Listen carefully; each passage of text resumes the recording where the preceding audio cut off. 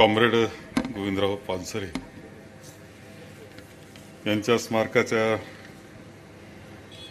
उद्घाटन समारंभासाठी आजचे अध्यक्ष आदरणीय श्रीमंत शाहू छत्रपती महाराज ज्यांच्या शुभ हस्ते आपण या स्मारकाचं उद्घाटन केले असे आदरणीय शरदचंद्रजी पवार साहेब, मुद्दाम या कार्यक्रमाकरता उपस्थित असलेले सन्माननीय खासदार डी राजासाहेब, माननीय बालचंद्रजी कांगू, माननीय सतेज पाटील, माननीय आमदार जयश्रीताई जाधव, आमदार जयंतजी आजगावकर, उपस्थित असलेले सुभाषराव लांडे, विजयजी देखणे, उमाताई, स्मिताताई, सर्व उपस्थित असलेले सर्व व्यासपीठ आणि आपण सर्व बंधू आणि भगिनी, आज येथे हे सुंदर स्मारक बंटी पाटिल यांच्या नेतृत्वाखाली अमृत नोनी आर्थो प्लस, ये एक प्रूवन फॉर्मूला है। इसमें मौजूद नोनी फल के गुण और आयुर्वेदिक जड़ी बूटियां शरीर को जरूरी पोषक तत्व देने के साथ साथ हड्डियों और जोड़ों के घिसने, उनमें होने वाले सूजन और दर्द को रोकने में मदद करता है। दर्द मुक्त जीवन के लिए अमृत नोनी आर्थो प्लस तयार झालं आणि पुढच्या कालखंडामध्ये सुद्धा पुरोगामी विचाराची, समतेची दिशा देणार अशा प्रकारचं हे स्मारक आहे। चर्चा निधीची जरी केली असली, निधी कमी जास्त असू शकतो, परंतु त्या पाठीमागची भावना महत्त्वाची असते। आणि म्हणून बंटी पाटील तुमचं खूप अभिनंदन करतो की तुम्ही जीवनामध्ये जी सगळ्यात चांगली कामं केलेली आहेत त्यामधलं एक महत्त्वाचं काम केलं असं मी म्हणतो, कारण हे विचाराचं स्मारक आहे, विचार देणारं अशा प्रकारची वास्तू आपण उभी केलेली आहे। आणि म्हणून पहिलं तर अभिनंदन तुम्ही, तुमचे सगळे सहकारी आणि कोल्हापूरकरांचं सुद्धा आम्हाला केलं पाहिजे, महाराष्ट्राला आणि देशातल्या पुरोगामी चळवळीनं सुद्धा तुमचं पहिलं सगळ्यांचं स्वागत केलं पाहिजे, आभार मानले पाहिजे असं मी मानतो। खरं म्हणजे गोविंदराव पानसरेजींचं बलिदान झालं, ज्या माणसानं संपूर्ण आयुष्य तळागाळातील गोरगरीब कष्टकरी लोकांच्या प्रश्नासाठी, त्यांच्या हक्कासाठी लढण्यात घालवलं, समाजाला धर्माची चिकित्सा करण्यास शिकवले, विवेकवाद शिकवला, लोकांच्या जगण्यातील प्रश्नाचे कारण नशीब वा मागच्या जन्मीचे पाप नसून सामाजिक, राजकीय, आर्थिक व्यवस्था आहे हे त्यांना समजावे म्हणून प्रबोधनाचा मार्ग स्वीकारला। त्या 82 वर्षाच्या वृद्धाला गोळ्या घालून संपवलं गेलं। एक बलिदान समतेसाठी झालेलं आपल्या सगळ्यांना, आणखी एक बलिदान झालेलं आपल्या सगळ्यांना दिसतं। कॉम्रेड गोविंदरावजी पानसरे यांना कोणी व्यक्तिगत शत्रू नव्हते। वर्गसंघर्ष आणि धर्मांधता, जमातवाद, जातीवाद या विरोधात संघर्ष हा त्यांच्या चळवळीचा कामाचा गाभा होता। सर्व शोषित वंचितांना समतेचे, सन्मानाचे जीवन जगता यावे यासाठी सर्व डाव्या संघटना, कामगार, शेतकरी, दलित संघटना, अल्पसंख्याक यांनी एक व्हावे असा त्यांचा प्रयत्न होता। केवळ कोल्हापुरातच नव्हे तर राज्यात असंख्य कार्यकर्ते या निमित्ताने घडले आणि उत्तम रीतीने कार्यरत आहे। खरं म्हणजे गोविंदरावजींच्या बाबतीत कमीत कमी शब्दामध्ये जे काही वर्णन करावं ते करण्याचा प्रयत्न मी करीत असलो तरी यामध्ये एक चळवळ, अखंड चाललेली चळवळ आहे, समतेच्या विचाराची चळवळ आहे आणि तिच्यातून गोविंदरावजी पानसरे, कॉम्रेड पानसरे हे घडलेले।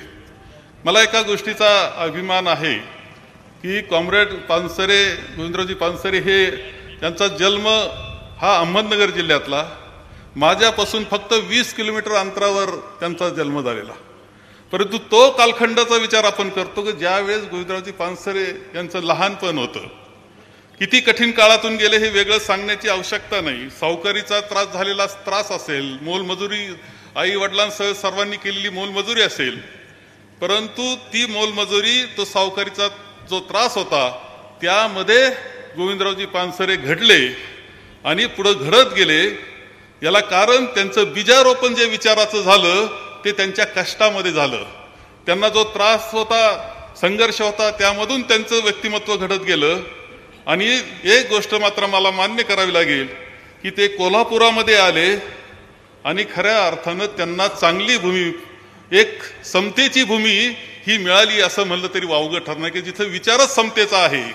ही भूमी, कोल्हापूरची भूमी समतेचा विचार सांगणारी आहे। ह्या भूमीमध्ये ते चांगले रुजले। कदाचित कुणी दुसरीकडे गेले असते तर इतकं चांगलं काम त्यांच्या हातून झालं असतं का नाही, इतकं लिखाण झालं असतं का नाही मला माहित नाही, कारण स्वभावतेचे वातावरण सुद्धा त्याला अनुकूल असलं पाहिजे तसे मदत करणारं असलं पाहिजे, ते तुमच्याकडे मिळत होतं. शाहू महाराजांचा विचार असेल किंवा कोणताही पुरोगामी विचार जो आहे तो आपला, तो त्यांना साथ देत होता, हे नाकारता येणार नाही.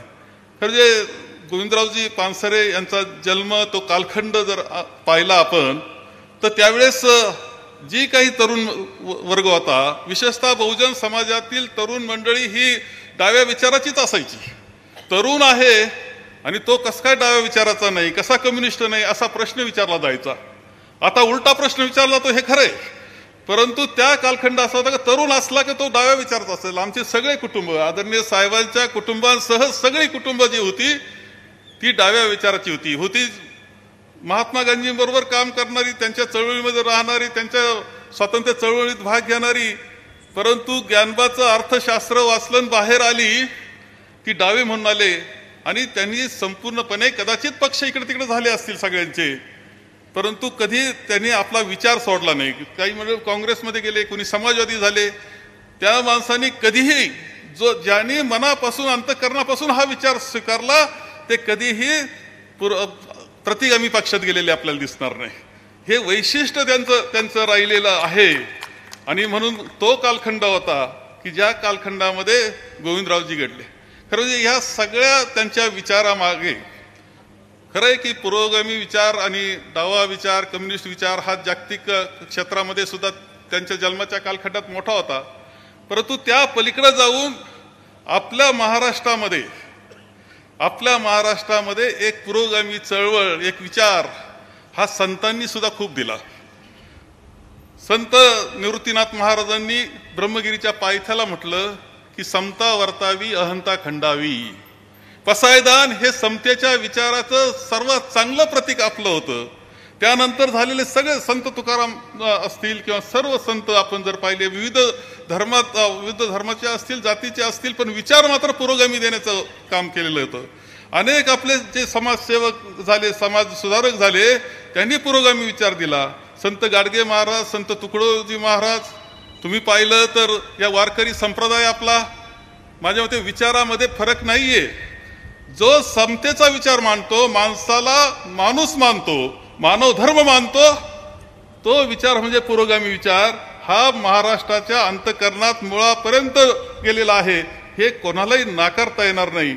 आणि म्हणून महाराष्ट्र आपल्याला एका बाजूला दिसतो का पुरोगामी महाराष्ट्र आपल्याला सगळ्यांना दिसतो, त्याला कारण सुद्धा ही अशी व्यक्तिमत्व की जी गोविंदरावजी पानसरेंसारखी व्यक्तिमत्व आपल्या महाराष्ट्रात आहेत. आणि म्हणून आपल्याला पुरोगामी दिसतो. आणि अनेकांनी आपली आर्थिक व्यवस्था सुधारण्याकरता काम केलं, म्हणून तो प्रगतही दिसतो. हे वैशिष्ट्य महाराष्ट्राचं राहिलेलं आहे. खरं म्हणजे हे स्मारक करत असताना एक गोष्ट आपल्याला दिसते आहे की सगळ्या संतांना त्रास झाला. संत ज्ञानेश्वरांना तर वाळीस टाकलं गेलं, त्यांना किती त्या भावंडांना त्रास झाला वेगळं सांगण्याची आवश्यकता नाही. संत तुकारामांना झालेला त्रास वेगळं सांगण्याची आवश्यकता नाही. इतरही संतांना झालेला त्रास मी सांगत इथे बसत नाही. महात्मा फुलेंना झालेला, सावित्रीबाई फुलेंना झालेला त्रास मी सांगत नाही. आपण पाहतो की छत्रपतींना सुद्धा त्रास झाला. म्हणजे ज्यावेळेस त्यांचा राज्याभिषेक करायचा म्हटल्यानंतर सुद्धा त्यांना त्रास झालेला आपल्याला दिसतो, नाकारलं गेलेलं आपल्याला दिसतं.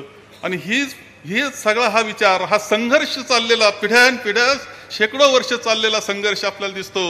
आणि त्याच संघर्षाचा परिणाम महात्मा गांधींना मारलं गेलं, त्यांचं बलिदान झालं. हा दोन्ही चाललेल्या संघर्षाचा परिणाम आहे. आणि हा संघर्ष अजूनही संपलेला नाही, एवढाच अर्थ गोविंदराव पानसरेंच्या जाण्यामुळे आपल्या सगळ्यांना दिसतो आहे. तो संघर्ष आजही सुरू आहे. आणि आपल्याला उलट असं दिसतं आहे की दाभोळकरांचं जाणं आणि गोविंदरावांचं जाणं, याच्यातून हा संघर्ष आता पुढच्या काळामध्ये आणखी तीव्र होणार असं चित्र दिसतं आहे. ज्या पद्धतीनं आता पाहतो आपण राज्य केलं जातंय किंवा ज्या पद्धतीनं देश चालवला जातो, यामध्ये दिशाभूल करून पुन्हा ते जुने दिवस आणायचे असाच विचार त्यामध्ये आहे. आपल्याला विचार करावा लागणार आहे, आपण कोणत्या बाजूला उभं राहणार.